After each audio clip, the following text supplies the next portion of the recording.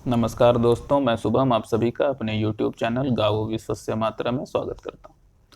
दोस्तों, जैसा कि मैंने पिछले वीडियो में बताया था कि मैं हरिणी को नवंबर में अपने पास ले आया।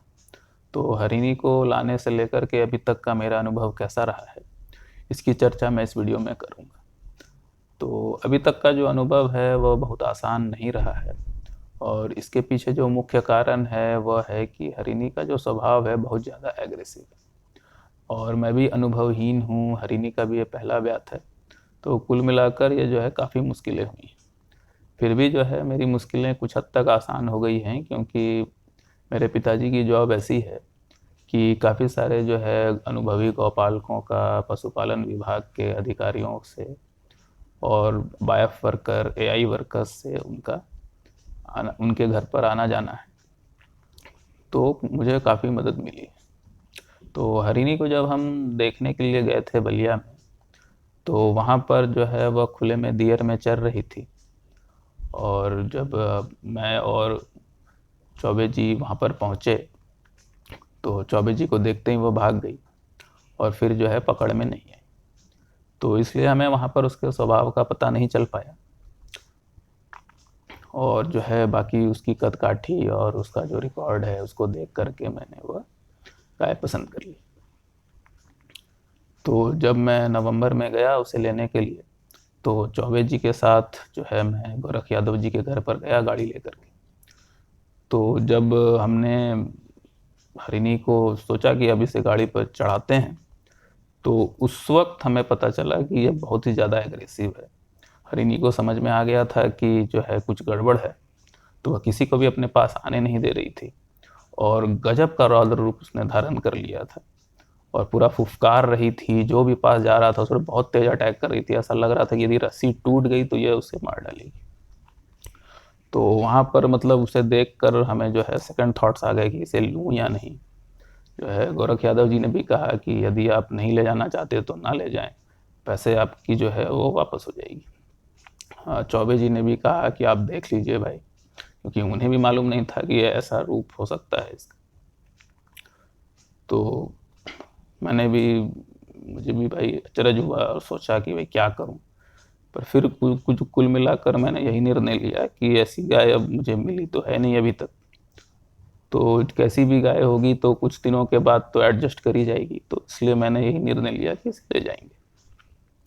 तो गोरख यादव जी ने स्वयं ही फिर जो है हरिणी को गाड़ी पर बांधा।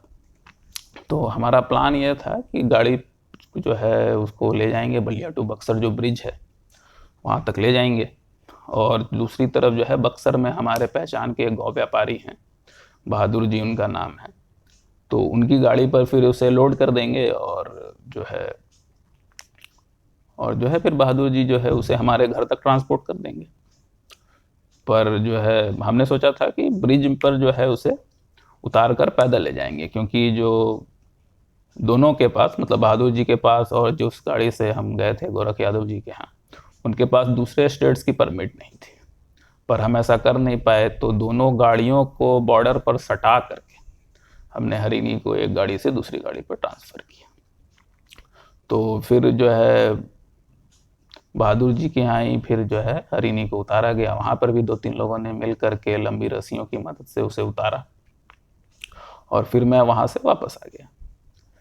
तो फिर हरिणी जो है 5 दिन तक बहादुर जी के यहाँ ही रही। उन्होंने उसे कैसे टैकल किया यह तो मुझे मालूम नहीं, पर मैं जब अपने घर पर था तो बहादुर जी हरिणी को लेकर के आए और आराम से उसे बांध कर चले गए। तो मुझे लगा कि भाई अब हो सकता है हरिणी एडजस्ट कर गई हो, समझ गई हो कि वो घर से दूर आ चुकी है। पर हम जब कमरे में घुसे जहाँ पर हरिणी को बांधा गया, उस कमरे में घुसे तो वो बहुत तेज अटैक कर रही थी। कोई भी जाता था तो बिल्कुल फुफकार करके उस पर अटैक करती थी, और यह डर भी लगता था कि कहीं रस्सी टूट गई ना तो ये छोड़ेगी नहीं फिर। तो हम बड़े परेशान हुए। 3 दिन तक मतलब बहादुर जी ने उसे जहाँ बांधा था वो वहीं बंधी रही। मैं किसी तरह हिम्मत करके जो है चारा और पानी जो है दूर से ही सरकाता था, पर फिर भी वो अटैक करती थी। और 3 दिन तक हम जो है गोबर भी नहीं उठा पाए उसका। हालांकि वो हरिणी इतनी समझदार थी कि गोबर जो है वो एक तरफ करती थी और दूसरे तरफ घूम कर बैठती थी। तो 3 दिन मतलब उसके शरीर पर गोबर लग नहीं पाया जरा सा भी। तो चौथे दिन जो है मुझे जो है थोड़ा सा मुझे समझ में आया कि जहाँ पर मतलब हरिणी जो बंधी थी वो दीवार मतलब आधी बनी हुई थी, पूर्ण वो कंस्ट्रक्टेड कमरा नहीं। तो दीवार में एक जगह पर जहाँ पर ईंटा नहीं रहता वहाँ पर मतलब दीवार के पीछे से कमरे में हाथ घुसाकर उसकी रस्सी को पकड़कर फिर उसे खींचा, जिससे कि हरिणी का जो चेहरा है वो बिल्कुल दीवार में सट गया ताकि वो ज़्यादा हरकत ना कर पाए। फिर हम कमरे में घुसे, गोबर साफ किया, हरिणी के शरीर को पोंछा। पोंछने के क्रम में भी उसने एक लात मुझे मारी दी और फिर जो है रस्सी को लूज कर दिया। फिर 2 दिन तक उसने कुछ ठीक से खाया ही नहीं। तीसरे दिन थोड़ा बहुत खाया, तो मैं उसे मतलब रोटियां खिला रहा था क्योंकि रोटी उसे काफ़ी पसंद है, पर फिर भी वो रोटी भी मेरे हाथ से सीधे नहीं ले रही थी। मैं रोटी मतलब फेंक देता था उसके सामने और फिर वो जो है मतलब फेंक दिया तब भी सामने नहीं खा रही है। फिर जब चला गया तब आके देखा तो देख रहा हूँ कि हाँ खा लिया है। तो इस तरह से 2 दिन उसे काफ़ी मात्रा में मतलब 10-10 रोटियां खिलाई। फिर जाकर मैंने देखा कि उसके स्वभाव में थोड़ा सा मतलब मेरे प्रति, केवल दूसरे के प्रति, दूसरा कोई भी कमरे में जाएगा तो फिर वैसे ही करती थी। जो है थोड़ा सा नरमी आई है, उतना अटैक नहीं करती। तब मेरी थोड़ी सी हिम्मत बढ़ी। जो है मैंने क्या किया कि मैंने सोचा कि अब इसको बाहर निकालना जरूरी है, क्योंकि जब तक कमरे में रहेगी तो इसका जो है भय है वो टूटेगा नहीं। तो मैंने क्या किया कि उसके गले में एक रस्सी बांधी। मतलब पहले तो दीवार के पीछे से जा कर के चेहरा पूरा सटा दिया दीवार में, उसके बाद फिर उसके गले में रस्सी बांधी, फिर उसके सींगों पर रस्सी बांधी, फिर जो है वो रस्सी को दीवार में बांधा, दोनों लंबी लंबी रस्सियों को दीवार में बांधा। और जो रस्सी उसकी जो है दीवार के पीछे से खींची हुई है, जो पहले से बंधी हुई रस्सी है चेहरे पर और नाक पर, उस पर भी एक दूसरी लंबी रस्सी बांधी। मतलब 500 रुपए की रस्सी खरीदी थी। और फिर उसे थोड़ा थोड़ा लूज किया, तो लूज करने से वो स्वयं ही दरवाजे के बाहर आई और जो है थोड़ा सा मतलब दरवाजे के बाहर आकर थोड़ा सा उसे भी रिलैक्स लगा, बाहर उसे जो है धूप मिली। और जब हमें मतलब उसको कमरे के अंदर करना था तो उसी रस्सियों को हम दीवार के पीछे से ही खींचते थे। मतलब सामने से उसे ना तो हम ला सकते थे ना अंदर ले जा सकते थे। उसका जैसा मन, रस्सी लूज की तो अपना बाहर आ गई, रस्सी खींचते थे तो खिंचा खिंचा करके वो कमरे के अंदर जाती थी। तो 1 हफ्ता तक लगभग ऐसे ही चला। फिर जो है मतलब 1 हफ्ता मतलब और 1 हफ्ते तो वो थोड़ा बहुत बाहर चर लेती थी, थोड़ा बहुत धीरे धीरे वो रिलैक्स हुई, पर मेरे अलावा किसी और को जो है सामने आने नहीं देती थी। तो 2 हफ्ता जब बीत गया तब मेरी हिम्मत हुई कि मैं जो है इसे सीधा खोल लूँ और सीधा जो है इसे बांध सकूँ। तो अभी हमने हरिणी को जिस जगह पर रखा है तो वह मेरे पिताजी का ऑफिस है और वहीं पर जो है रहते भी हैं वो। और अच्छा मतलब 1 एकड़ का प्लॉट भी है वहाँ पर, जिसमें कि घास है और थोड़ा बहुत हरिणी उसमें चरती भी है। और मेरा जो कार्यस्थल है वो वहाँ से 30 किलोमीटर की दूरी पर है। तो मैंने सोचा था कि चूंकि जो है हरिणी जो है लगभग 2-3 महीने में बच्चा दे देगी तो उसे थोड़ा सा समय मिल जाएगा एडजस्ट होने के लिए, इसलिए मैं उसे ले आया था। और जब तक मेरा मतलब मेरे कार्यस्थल पर हरिणी को रखने का इंतजाम नहीं हो जाता तब तक वो रहेगी वहीं पर। पिताजी हैं, पिताजी के ड्राइवर हैं और भी कुछ लोग हैं जो कि आना जाना करते हैं वहाँ पर उसके स्वभाव के कारण जो है मुझे रोज ही आना जाना पड़ रहा था। तो 3 हफ्ते जब हो गए, जब मुझे थोड़ा कॉन्फिडेंस हुआ, तब मैं उसे जो है बाहर मतलब कि एक बार चरने के लिए ले गया। तो वहाँ पर उसे और अन्य गायों का भी साथ मिला, उसे अच्छा भी लगा, पर मेरे पास समय नहीं था और कोई और उसे ले जा नहीं सकता था। तो इसी तरह बस चल रहा था।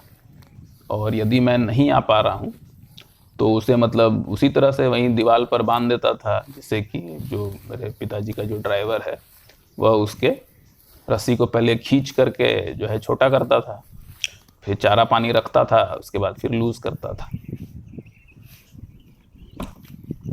तो 17 नवंबर को हरिणी मेरे पास आई थी और 16 दिसंबर को उसी तरह मैं 1 बजे में ऑफिस निकलना था मुझे। और मैं मार्केट गया, फिर मार्केट से जब आकर के देखा तो देखा कि इसने जो है एक बछड़ी को जन्म दे दिया है। तो बछड़ी काफ़ी सुंदर थी, प्योर ब्रीड में आई थी जैसा कि उम्मीद थी। तो अचानक से मतलब गोरख यादव जी ने कहा था कि भाई 7 महीने से ऊपर की गाभिन है। तो हमें लगा था कि लगभग 2 सवा 2 महीने हैं, पर 1 महीने के अंदर ही इसने बछड़े को जन्म दे दिया। और चूंकि इसका मतलब अडर बिल्कुल भी विकसित ही नहीं हुआ था, लगता ही नहीं था कि ये गाभिन है, तो हमें लगा अभी तो भाई समय होगा, पर समय था नहीं। और अचानक से इसने दे दिया बछड़ी को जन्म। अब मुझे पता नहीं क्या करना है, मैं तो पूर्ण रूप से अनुभवहीन ही हूँ।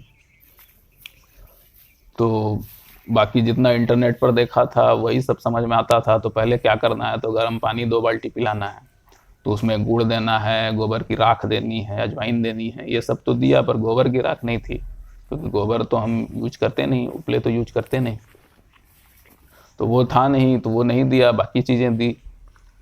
और जो है फिर पापा ने तुरंत ही एक बायोफ वर्कर को बुलाया, तो उसने कहा कि आप एक यूट्रस क्लीनर इसे दे दीजिए। पर मैंने सोचा कि नहीं, एलोपैथी दवाई नहीं देंगे, होम्योपैथी देंगे। तो होम्योपैथी में जो है वो मैकफॉस और कलकेरिया कार्ब, जो कि प्रेशर बनाएगा। पर वो भी मैंने सोचा कि खुद ही निकल जाएगा, क्योंकि बछड़ी जब स्वयं हो गई है और अच्छी चरी हुई गाय है ओपन में, तो इसका जो शरीर है वो फ्लेक्सिबल होगा काफ़ी। तो जिस तरह से बछड़ी स्वयं ही दे दिया, कोई परेशानी कोई जटिलता नहीं हुई, तो जेर भी निकल जाएगी। पर जेर नहीं निकली।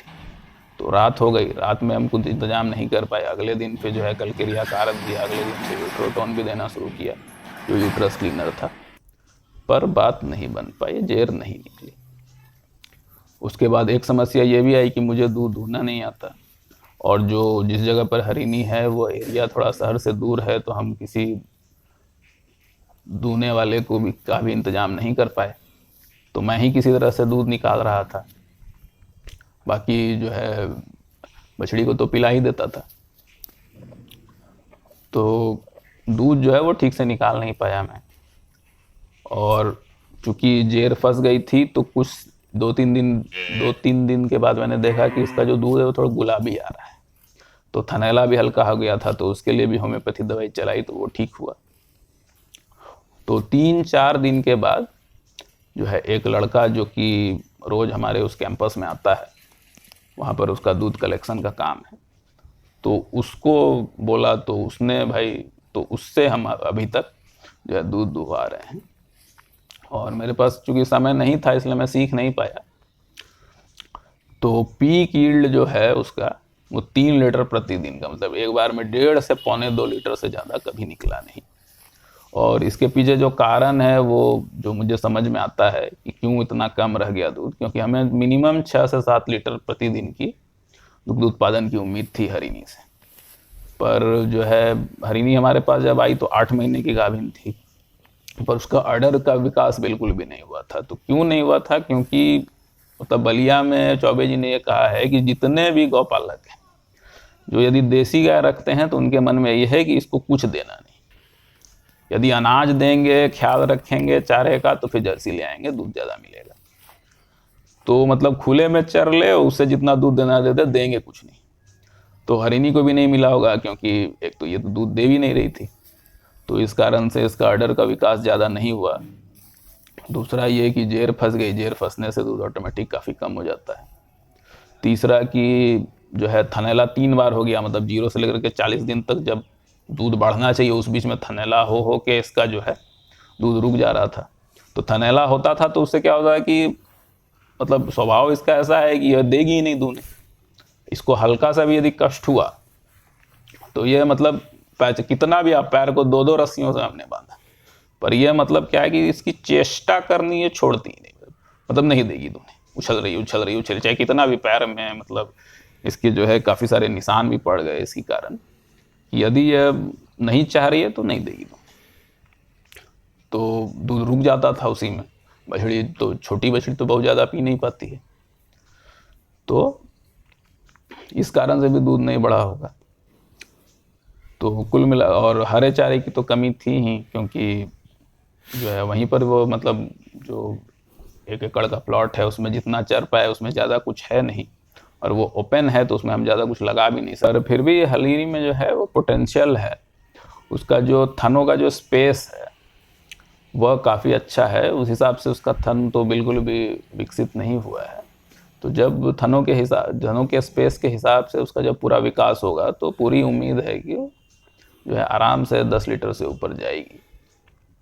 और बाकी बछड़ी को देख करके जो है हमारा दिल बाग बाग हो जाता है। लगभग मतलब बिल्कुल प्योर ब्रेड में है, काफ़ी एक्टिव है, खूबसूरत है, और जैसा हमें उम्मीद थी तो हम काफ़ी संतुष्ट हुए और इसलिए उसका नाम भी जो है तुष्टि रख दिया है। धीरे धीरे अभी जो है थनेला बिल्कुल ठीक है और हरिणी के स्वास्थ्य में भी काफ़ी सुधार हुआ है। तो हालांकि वैसा शरीर नहीं बन पा रहा है जैसा कि हम जब देखने गए थे उस वक्त था, और उसका स्वाद जो है वो थोड़ा थोड़ा कम पहले भी हो गया था। मतलब जब हम गए थे तो 8 महीने की गाभिन थी और खुराक उस तरह की उसे मिली नहीं, मतलब दाने की जो खुराक है, अनाज की जो खुराक है वो उस तरह से मिली नहीं, तो उसका शरीर थोड़ा कम तो हो ही गया था। पर हमारे यहाँ जब आई है ठीक से शुरू में उसने खाया नहीं, 8 महीने की गाभिन थी, फिर अभी हरा चारा नहीं मिल पा रहा है, तो ये सब कुल मिला करके जो है अभी तो काफ़ी कम हो गया है। फिर भी उसने रिकवर किया है, और जो है हमने हरे चारे की कमी को पूरी करने के लिए मैंने और मुकेश जी वही हैं जो जो हरिणी को अभी जो दूधते हैं दोनों टाइम, तो उन्होंने जो है एक 1.5 एकड़ का एक प्लॉट भी लीज पर 5 साल के लिए लिया है। तो आने वाले 2-3 महीनों में हरे चारे की कमी को पूरी हम लोग कर लेंगे। तो अभी हरिणी जो है लगभग 5 महीने हो गए हैं ब्याए, और जो है 2.5 लीटर के करीब उसका दूध है अभी पूरे दिन का। तो अभी 1 हफ्ते पहले वो हीट में आई थी, तो इतना लंबा हालांकि लगना नहीं चाहिए हीट में आने में, पर चूंकि यहाँ नंदी उपलब्ध नहीं है इसलिए जो है समय लगता है। और लोकल बायफ वर्कर से भी हमने पूछा है तो उन्होंने भी यही कहा है कि जर्सी गाय जो है वो 3 महीने में हीट में आ जाती है, चाहे नंदी रहे चाहे ना रहे। पर देसी गाय चूंकि भावनात्मक रूप से जुड़ती हैं, इसलिए जो है नंदी नहीं रहने पर इन्हें समय लगता है। मिनिमम 6 से 7 महीने इन्हें लगा ही देती हैं गाभिन होने में। तो नंदी का भी इंतजाम हम कर ही रहे हैं, पर किसी भी नंदी को तो ले नहीं सकते, इसलिए जो अच्छा रिकॉर्डेड नंदी है वो हमारे नज़र में एक है भी, जब आएगा तो हम आपको बताएंगे। तो अभी हीट में आई थी तो चूंकि उसका जेर फंस गया था, तो इसलिए हमने जो है यूट्रस साफ़ करवाया है। 1 हफ्ते बाद एक बार फिर से साफ़ कराएंगे, फिर जब हीट में आएगी तब सीमेन रखवाएंगे। तो अभी तो मतलब अभी तक जो है हरिणी के स्वभाव में कोई बहुत ज़्यादा बदलाव नहीं आया है। जो मतलब मुकेश जी को भी वो अभी तक पहचानती नहीं है, वो जब भी आएंगे तो उन्हें मारने के लिए कोशिश करेगी। तो मतलब मैं या मेरे पिताजी का ड्राइवर, यही 2 व्यक्ति हैं अभी जो हरिणी को सीधा खोल कर बांध सकते हैं, एक जगह से दूसरी जगह ले जा सकते हैं। तो मुकेश जी जब आएंगे तो मेरा या मेरे ड्राइवर का, मेरे पिताजी के ड्राइवर का जिसका नाम मतलब मुन्ना है, दोनों में से किसी एक का रहना आवश्यक है। तो फिलहाल यदि मुन्ना जी नहीं हैं या पिताजी के साथ कहीं गए हैं तो मेरा रहना आवश्यक है, तो मुझे यहाँ से जाना पड़ता है। तो आज की वीडियो में इतना ही, मिलते हैं अगले वीडियो में, तब तक के लिए जय गौ माता, जय गोपाल।